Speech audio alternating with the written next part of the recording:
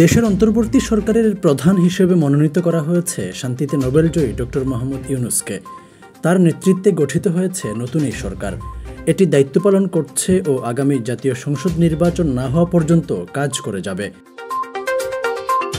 এর আগে রাষ্ট্রপতি মোহাম্মদ শাহাবুদ্দিনের সঙ্গে তিন বাহিনীর প্রধান ও বৈষম্য বিরোধী ছাত্র আন্দোলনের ১৩ জন সমন্বয়কের পরামর্শে এ সিদ্ধান্ত নেওয়া হয়।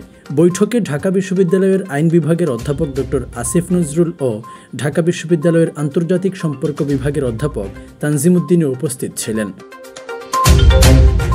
ইতোমধ্যে বঙ্গভবন থেকে গণমাধ্যমে পাঠানো সংবাদ বিজ্ঞপ্তিতে দ্বাদশ জাতীয় সংসদ বিলুপ্ত ঘোষণা করার তথ্য জানানো হয়েছে। একই দিন আইন মন্ত্রণালয়ের সংসদ বিষয়ক বিভাগ আরেক বিজ্ঞপ্তিতে রাষ্ট্রপতি বাংলাদেশের দ্বাদশ জাতীয় সংসদ ভেঙে দেন। এর মধ্য দিয়ে সংসদ গঠনের মাত্র ৫ মাসের মাথায় তা বিলুপ্ত হয়। ছাত্র জনতার গণ অভ্যুত্থানের মুখে প্রধানমন্ত্রীর পদ থেকে পদত্যাগ করেন আওয়ামী লীগের সভাপতি শেখ হাসিনা। পদত্যাগের পর তিনি ও তার বোন শেখ রেহানা পার্শ্ববর্তী দেশ ভারতে পালিয়ে যান। প্রধানমন্ত্রী পদত্যাগ করলে সংবিধানের ৫৮ অনুচ্ছেদ অনুযায়ী অন্য মন্ত্রীরা পদত্যাগ করেছেন বলে গণ্য হয়, অর্থাৎ সেদিনই মন্ত্রিসভা বিলুপ্ত হয়েছে।